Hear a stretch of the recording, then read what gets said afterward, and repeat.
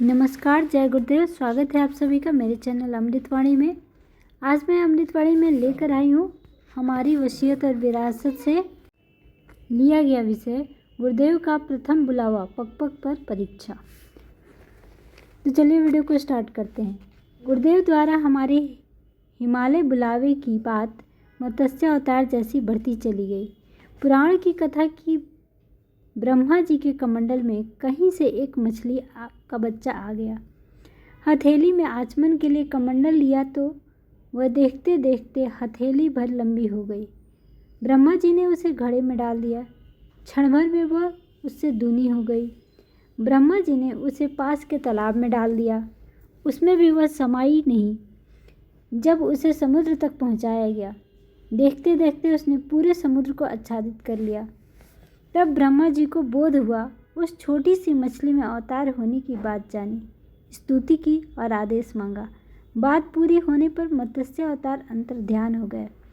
जिस कार्य के लिए प्रकट हुए थे वह कार्य सुचारू रूप से संपन्न हो गया। हमारे साथ में भी घटनाक्रम ठीक इसी प्रकार चले हैं। आध्यात्मिक जीवन वहाँ से आरंभ हुआ था जहाँ की गुरुदेव ने परोक्ष रूप से महामना जी से गुरु दीक्षा दिलवाई थी, यज्ञोपवीत पहनाया था और गायत्री मंत्र की नियमित उपासना करने का विधि विधान बताया था। छोटी उम्र थी पर उसे पत्थर की लकीर की तरह माना और विधिवत निभाया। कोई दिन ऐसा नहीं बीता जिसमें नागा हुई हो, साधना नहीं तो भोजन नहीं। इस सिद्धांत को अपनाया। वह आज तक ठीक चल रहा है और विश्वास है कि जीवन के अंतिम दिन तक यह निश्चित रूप से निभेगा। इसके बाद गुरुदेव का प्रकाश रूप से साक्षात्कार हुआ। उन्होंने आत्मा को ब्राह्मण बनाने के निमित्त 24 वर्ष की गायत्री पुरस्चरण साधना बताई। वह भी ठीक समय पर पूरी हुई। इस बीच में बैटरी चार्ज कराने के लिए, परीक्षा देने के लिए बार बार हिमालय आने का आदेश मिला। साथ ही हर यात्रा में एक एक वर्ष या उससे कम दुर्गम हिमालय में ही रहने को निर्देश भी। वह क्रम भी ठीक उसी प्रकार चला और परीक्षा में उत्तीर्ण होने पर नया उत्तरदायित्व भी कंधे पर लदा। इतना ही नहीं, उसका निर्वाह करने के लिए अनुदान भी मिला ताकि दुबला बच्चा लड़खड़ाए ना। जहाँ गड़बड़ाने की स्थिति आई वहीं मार्गदर्शन ने गोदी में उठा लिया। पूरा 1 वर्ष होने भी नहीं पाया था कि बेतार का तार हमारे अंतराल में हिमालय का निमंत्रण ले आया। चल पड़ने का बुलावा आ गया। उत्सुकता तो रहती थी पर जल्दी नहीं थी। जो नहीं देखा है उसे देखने की उत्कंठा यह एवं जो अनुभव हस्तगत नहीं हुआ है उसे उपलब्ध करने की आकांक्षा ही थी। साथ ही ऐसे मौसम में जिसमें दूसरे लोग उधर जाते नहीं, ठंड, आहार, सुनसान, हिंस्र जंतुओं का सामना पड़ने जैसे कई भय भी मन में उपज उठते। पर अंततः विजय प्रगति की हुई, साहस जीता। संचित कुसंस्कारों में से एक अनजाना डर भी था। यह भी था कि सुरक्षित रहा जाए और सुविधापूर्वक जिया जाए, जबकि घर की परिस्थितियां ऐसी ही थीं। दोनों के बीच कौरव पांडवों की लड़ाई जैसा महाभारत चला, पर यह सब 24 घंटे से अधिक न टिका। ठीक दूसरे दिन हम यात्रा के लिए चल दिए। परिवार को परियोजन की सूचना दे दी। विपरीत सलाह देने वाले भी चुप रहे। वे जानते थे कि इसके निश्चय बदलते नहीं। कड़ी परीक्षा देना और बढ़िया वाला पुरस्कार पाना, यही सिलसिला हमारे जीवन में चलता रहा है। पुरस्कार के साथ अगला बड़ा कदम बढ़ाने का प्रोत्साहन भी। हमारे मत्स्य अवतार का यही क्रम चलता आया है। प्रथम बार हिमालय जाना हुआ तो वह प्रथम सत्संग था। हिमालय दूर से तो पहले ही देखा था, पर वहाँ रहने पर किन किन परिस्थितियों का सामना करना पड़ता है इसकी पूर्व जानकारी कुछ भी नहीं थी। वह अनुभव पहली बार ही हुआ। संदेश आने पर चलने की तैयारी की। मात्र देवप्रयाग से उत्तरकाशी तक उन दिनों सड़क और मोटर की व्यवस्था थी। इसके बाद तो पूरा रास्ता पैदल का ही था। ऋषिकेश से देवप्रयाग भी पैदल यात्रा करनी होती थी। सामान कितना लेकर चलना चाहिए जो कंधे और पीठ पर लादा जा सके, इसका अनुभव न था, सो कुछ ज़्यादा ही ले लिया। लाद कर चलना पड़ा तो प्रतीत हुआ कि यह भारी है, उतना हमारे जैसा पैदल यात्री लेकर न चल सकेगा। सो सामर्थ्य से बाहर की वस्तुएं रास्ते में यात्रियों को बांटते हुए केवल उतना रहने दिया जो अपने से चल सकता था एवं उपयोगी भी था। इस यात्रा से गुरुदेव एक ही परीक्षा लेना चाहते थे कि विपरीत परिस्थितियों में जूझने लायक मन स्थिति पक्की या नहीं। सो यात्रा अपेक्षाकृत कठिन ही होती गई। दूसरा कोई होता तो घबरा गया होता, वापस लौट पड़ता या हैरानी में बीमार पड़ गया होता। पर गुरुदेव यह जीवन सूत्र व्यवहार रूप में सिखाना चाहते थे कि मन स्थिति मजबूत हो तो परिस्थितियों का सामना किया जा सकता है, उन्हें अनुकूल बनाया या सहा जा सकता है। महत्वपूर्ण सफलताओं के लिए आदमी को इतना ही मजबूत होना पड़ता है। ऐसा बताया जाता है कि जब धरती का स्वर्ग या हृदय कहा जाने वाला भाग देवताओं का निवास था, तब ऋषि गोमुख से नीचे और ऋषिकेश से ऊपर रहते थे। पर हिम युग के बाद परिस्थितियां एकदम बदल गई। देवताओं ने कारण शरीर धारण कर लिया और अंतरिक्ष में विचरण करने लगे। पुरातन काल के ऋषि गोमुख से ऊपर चले गए। नीचे वाला हिमालय अब सैलानियों के लिए रह गया है। वहाँ कहीं कहीं साधु बाबा जी की कुटिया तो मिलती है, पर उन्हें ऋषि कहा जा सके ऐसों का मिलना कठिन है। हमने यह भी सुन रखा था कि हिमालय की यात्रा में मार्ग में आने वाली गुफाओं में सिद्ध योगी रहते हैं। वैसा कुछ नहीं मिला। पाया कि निर्वाह एवं आजीविका की दृष्टि से वह कठिनाइयों से भरा क्षेत्र है, इसलिए वहाँ मनमौजी लोग आते जाते हैं पर ठहरते नहीं। जो साधु संत मिले उनसे भेंट वार्ता होने पर विदित हुआ कि वे भी कौतूहलवश या किसी से कुछ मिल जाने की आशा में ही आते थे। न उनका तत्व ज्ञान बढ़ा चढ़ा था, न तपस्वी जैसी दिनचर्या। थोड़ी देर पास बैठने पर वे अपनी आवश्यकता व्यक्त करते थे। ऐसे लोग दूसरों को क्या देंगे, यह सोचकर सिद्ध पुरुषों की तलाश में अन्यों द्वारा जब तक की गई यात्रा मजे की यात्रा भर रही, यही मानकर अपने कदम आगे बढ़ाते गए। यात्रियों को आध्यात्मिक संतोष समाधान तनिक भी नहीं होता होगा, यह सोचकर मन दुखी रहा। उनसे तो हम चट्टियों का दुकान बनाए हुए पहाड़ी दुकानदार अच्छे लगे। वे भोले और भले थे। आटा दाल चावल आदि खरीदने पर वे पकाने के बर्तन बिना किराए लिए बिना गिने ऐसे ही उठा देते थे। मांगने जांचने का कोई धंधा उनका नहीं था। अक्सर वे चाय बेचते थे। बीड़ी माचिस चना गुड़ सत्तू आलू जैसी चीज़ें भी यात्रियों को उनसे मिल जाती थी। उनके नाम की चीज़ें ही दुकानों पर बिकती थी। कंबल उसी क्षेत्र में बने हुए किराए पर रात काटने के लिए मिल जाते थे। शीत ऋतु और पैदल चलना, यह दोनों ही परीक्षाएं कठिन थी। फिर उस क्षेत्र में रहने वाले साधु सन्यासी उन दिनों गर्म इलाकों में गुजारे की व्यवस्था करने नीचे उतर आते हैं। जहाँ ठंड अधिक है वहाँ के ग्रामवासी भी पशु चराने नीचे के इलाकों में उतर आते हैं। गाँव में झोपड़ियों में सन्नाटा रहता है। ऐसी कठिन परिस्थितियों में हमें उत्तरकाशी से नंदनवन तक की यात्रा पैदल पूरी करनी थी, पर दृष्टि से यह यात्रा बहुत कठिन थी। स्थान नितांत एकाकी, ठहरने की कोई व्यवस्था नहीं, वन्य पशुओं का निर्भीक विचरण, ये सभी बातें काफ़ी कष्टकर थी। हवा उन दिनों काफ़ी ठंडी चलती थी। सूर्य ऊंचे पहाड़ों की छाया में छिपा रहने के कारण 10 बजे के करीब दिखाई देता है और 2 बजे के करीब शिखरों के नीचे चला जाता है। शिखरों पर तो धूप दिखाई देती है, पर जमीन पर मध्यम स्तर का अंधेरा छा जाता है। रास्ते में कभी ही कोई भूला भटका आदमी मिलता, जिन्हें कोई अति आवश्यक काम होता, किसी की मृत्यु हो जाती तो ही आने जाने की आवश्यकता पड़ती। हर दृष्टि से यह क्षेत्र अपने लिए सुनसान था। सहचर के नाम पर थे छाती में धड़कने वाला दिल या सोचे विचारे उठाने वाले सिर में अवस्थित मन। ऐसी दशा में लंबी यात्रा संभव है या असंभव, यह परीक्षा अपनी ली जा रही थी। हृदय ने निश्चय किया कि जितनी सांस चलनी है उतने दिन अवश्य चलेगी, तब तक कोई मारने वाला नहीं। मस्तिष्क कहता वृक्ष वनस्पतियों में भी तो जीवन है, उन पर पक्षी रहते हैं, पानी में जलचर मौजूद हैं, जंगल में वन्य पशु फिरते हैं, सभी नंगे बदन, सभी एकाकी।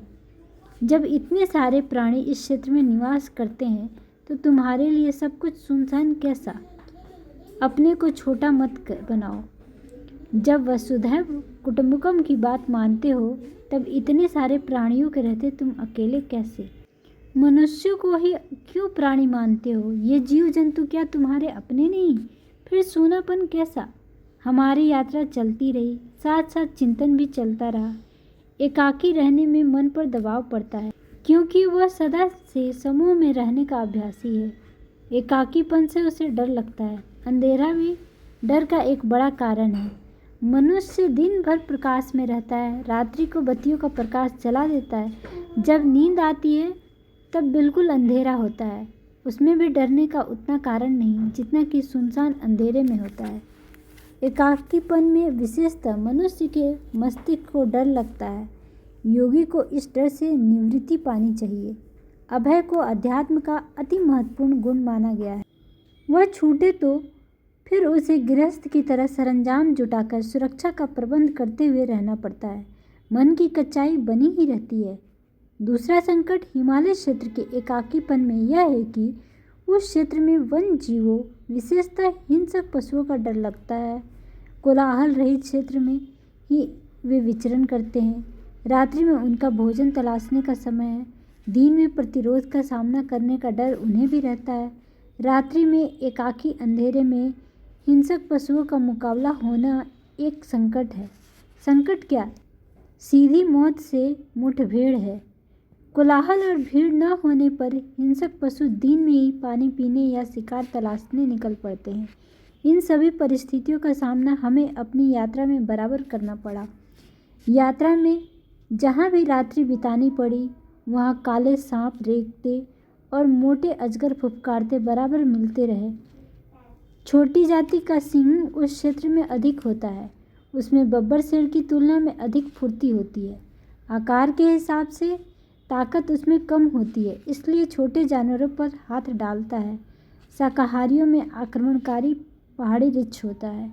शिवालिक की पहाड़ियों एवं हिमालय के निचले इलाके एवं इर्द गिर्द जंगली हाथी भी रहते हैं। इन सभी की प्रकृति यह होती है कि आँखों से आँखें न मिले, उन्हें छेड़े जाने का भय न हो तो अपने ही रास्ते में चले जाते हैं। अन्यथा तनिक भी भय या क्रोध का भाव मन में आने पर वे आक्रमण कर बैठते हैं। अजगर, सर्प, बड़ी छिपकली, रिछ, तेंदुए, चीते, हाथी, इनसे आए दिन यात्रियों को कई बार पाला पड़ता है। समूह को देखकर वे रास्ता बचाकर निकल जाते हैं, पर जब कोई मनुष्य या पशु अकेला सामने से आता है तो वे बचते नहीं, सीधे रास्ते चलते जाते हैं। ऐसी दशा में मनुष्य को ही उनके लिए रास्ता छोड़ना पड़ता है, अन्यथा मुठभेड़ होने पर आक्रमण एक प्रकार से निश्चित ही समझना चाहिए। ऐसा आमना सामना मुकाबला दिन और रात में मिलाकर 10 से 20 बार हो जाता था। अकेला आदमी देखकर वे निर्भय होकर चलते थे और रास्ता नहीं छोड़ते थे। उनके लिए हमें ही बचना पड़ता था। यह घटनाक्रम लिखने और पढ़ने में तो सरल है, पर व्यवहार में ऐसा वास्तव पढ़ना अति कठिन है, कारण कि वे साक्षात मृत्यु के रूप में सामने आते थे। कभी कभी साथ साथ चलते या पीछे पीछे चलते थे। शरीर को मौत सबसे डरावनी लगती है। हिंसक पशु अथवा जिनकी आक्रमणकारी प्रकृति होती है, ऐसे जंगली नर नीलगाय भी आक्रमणकारी होते हैं। भले ही वे आक्रमण न करें, पर डर इतना ही लगता है कि साक्षात मौत की घड़ी आ गई। जब तक कोई वास्ता पड़े तो एक बात भी है, पर प्रायः हर घंटे एक बार मौत से भेंट होना और हर बार प्राण जाने का डर लगना अत्यधिक कठिन परिस्थितियों का सामना करने की बात थी।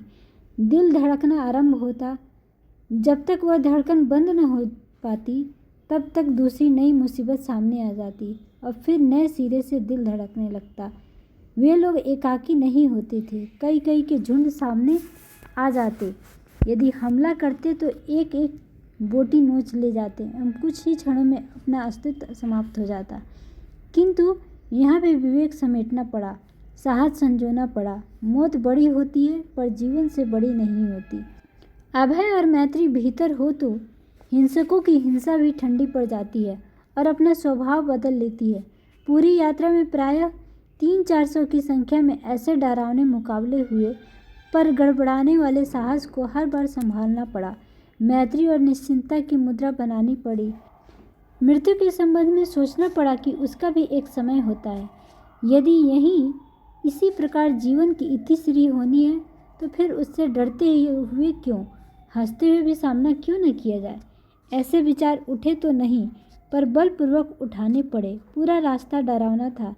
एकाकीपन, अंधेरे और मृत्यु के दूत मिलजुल कर डराने का प्रयत्न करते रहे और वापस लौट चलने की सलाह देते रहे, पर संकल्प शक्ति साथ देती रही और यात्रा आगे बढ़ती रही। परीक्षा का एक प्रश्न पत्र यह था कि सुनसान का, अकेलेपन का डर लगता है क्या। कुछ ही दिनों में दिल मजबूत हो गया और उस क्षेत्र में रहने वाले प्राणी अपने लगने लगे। डर न जाने कहाँ चला गया, सूनापन सुहाने लगा। मन ने कहा, प्रथम प्रश्न पत्र में उत्तीर्ण होने का सिलसिला चल पड़ा। आगे बढ़ने पर असमंजस होता है, वह भी अब न रहा। दूसरा प्रश्न पत्र था शीत ऋतु का। सोचा कि जब मुंह, नाक, आंखें, सिर, कान, हाथ खुले रहते हैं, अभ्यास से इन्हें शीत नहीं लगता, तो फिर तुम्हें ही क्यों लगना चाहिए। उत्तरी ध्रुव, नॉर्वे, फिनलैंड में हमेशा शून्य से नीचे तापमान रहता है। वहाँ एस्किमो तथा दूसरी जाति के लोग रहते हैं, तो इधर तो 10-12 हज़ार फीट की ऊंचाई है। यहाँ ठंड से बचने के उपाय ढूंढे जा सकते हैं। वे उधर के एक निवासी से मालूम भी हो गए। पहाड़ ऊपर ठंडे रहते हैं, पर उनमें जो गुफाएं पाई जाती हैं वे अपेक्षाकृत गर्म होती हैं। कुछ खास किस्म की झाड़ियाँ ऐसी होती हैं जो हरी होने पर भी जल जाती हैं। लांगड़ा, मार्चा आदि शाकों की पत्तियाँ जंगलों में उगी होती हैं, वे कच्ची खाई जा सकती हैं। भोजपत्र के तनों पर उठी हुई गांठों को उबाल लिया जाए तो ऐसी चाय बन जाती है जिससे ठंडक दूर हो सके। पेट में घुटने और सिर लगाकर उकड़ू बैठ जाने पर भी ठंडक कम लगती है, मानने पर ठंडक अधिक लगती है। बच्चे थोड़े से कपड़ों में कहीं भी भागे भागे फिरते हैं, उन्हें कोई हैरानी नहीं होती। ठंड मानने भर की है, उसमें अभ्यस्त बूढ़े बीमारों को तो नहीं कहते, अन्यथा जवान आदमी ठंडक से नहीं मर सकता।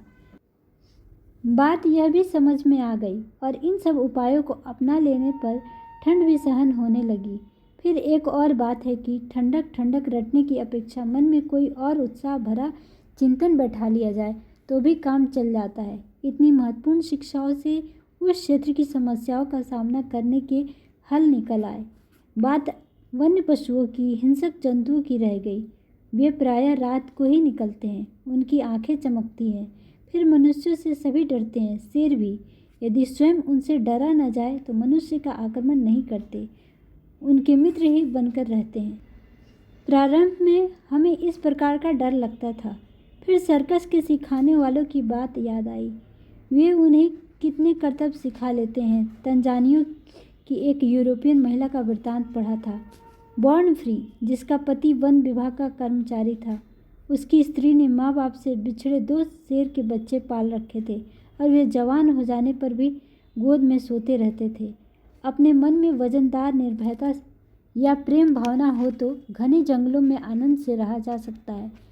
वनवासी भील लोग अक्सर उसी क्षेत्र में रहते हैं, उन्हें न डर लगता है और न जोखिम दिखती है। ऐसे ऐसे उदाहरणों की स्मृति में रखते रखते निर्भयता आ गई और विचारा कि एक दिन वह आएगा जब हम वन में कुटी बनाकर रहेंगे और गाय शेर एक घाट पर पानी पिया करेंगे। मन कमज़ोर भी और मना लिया जाने पर समर्थ भी। हमने उस क्षेत्र में पहुंचकर यात्रा जारी रखी और मन में से भय निकाल दिया। अनुकूल परिस्थिति की अपेक्षा करने के स्थान पर मन स्थिति को मजबूत बनाने की बात सोची। इस दिशा में मन को ढालते चले गए और प्रतिकूलताएं जो आरंभ में बड़ी डरावनी लगती थी अब बिल्कुल सरल और स्वाभाविक सी लगने लगी। मन की कुटाई पिटाई और ढलाई करते करते बस 20 दिन की यात्रा में काबू आ गया। वह क्षेत्र ऐसा लगने लगा मानो हम यहीं पैदा हुए हैं और यहीं मरना है। गंगोत्री तक राहगीरों का बनाया हुआ भयंकर रास्ता है। गोमुख तक के लिए उन दिनों एक पगडंडी थी, उसके बाद कठिनाई थी। तपोवन काफ़ी ऊंचाई पर है, रास्ता भी नहीं है, अंतःप्रेरणा या भाग्य भरोसे चलना पड़ता है। तपोवन पठार चौरस है, फिर पहाड़ियों की ऊंची श्रृंखला है, इसके बाद नंदनवन आता है। हमें यहीं बुलाया गया है, समय पर पहुंच गए। देखा तो गुरुदेव खड़े थे। हमारी और उनकी प्रसन्नता का ठिकाना ना रहा। वे पहली बार हमारे घर गए थे, इस बार हम उनके यहाँ आए हैं। यह सिलसिला जीवन भर चलता रहे तो ही इस बधे सूत्र की सार्थकता है। 3 परीक्षा इस बार होनी थी, बिना साथी के काम चलाना, ऋतुओं के प्रकोप की तितिक्षा सहना, हिंसक पशुओं के साथ रहते हुए विचलित न होना। तीनों में ही अपने को उत्तीर्ण समझा और परीक्षक ने वैसा ही माना।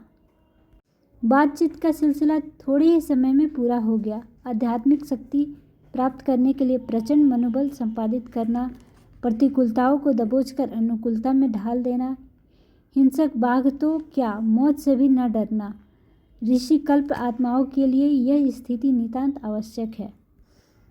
तुम्हें ऐसी परिस्थितियों के बीच अपने जीवन का बहुत सा भाग गुजारना है। उस समय की बात समाप्त हो गई। जिस गुफा में उनका निवास था वहां तक ले गए। इशारे में बताए हुए स्थान पर सोने का उपक्रम किया तो वैसा ही किया। इतनी गहरी नींद आई कि नियम कर्म की अपेक्षा 2 गुना 3 गुना समय लग गया हो तो कोई आश्चर्य नहीं। रास्ते की सारी थकान इस प्रकार दूर हो गई मानो कहीं चलना ही नहीं पड़ा था। वहीं बहते निर्झर में स्नान किया, संध्या वंदन भी। जीवन में पहली बार ब्रह्म कमल और देव कंद देखा। ब्रह्म कमल ऐसा जिसकी सुगंध थोड़ी देर में ही नींद कहे या योग निद्रा ला देती है। देवकंद वह जो जमीन में शकरकंद की तरह निकलता है, सिंघाड़े जैसा स्वाद का, पका होने पर लगभग 5 सेर वजन का, जिससे 1 सप्ताह तक क्षुधा निवारण का क्रम चल सकता है। गुरुदेव के यही 2 प्रथम प्रत्यक्ष उपहार थे, एक शारीरिक थकान मिटाने के लिए, दूसरा मन में उमंग भरने के लिए। इसके बाद तपोवन पर दृष्टि दौड़ाई। पूरे पठार पर मखमली फूलदार गलीचा सा बिछा हुआ था। तब तक भारी बर्फ नहीं पड़ी थी। जब पड़ी है तब वे फूल पक कर जमीन पर फैल जाते हैं अगले वर्ष उगने के लिए। तो आज के लिए बस इतना ही। आज का यह पाठ समाप्त हुआ। मिलते हैं अगले वीडियो में अगले टॉपिक के साथ। तब तक अपना ध्यान रखिए, खुश रहिए, मस्त रहिए। वीडियो पसंद आई हो तो लाइक करिए, शेयर करिए। चैनल पर पहली बार आए हो तो सब्सक्राइब करिए। आप वीडियो में अंत तक बने रहने के लिए आपका बहुत बहुत धन्यवाद। आपका दिन शुभ हो।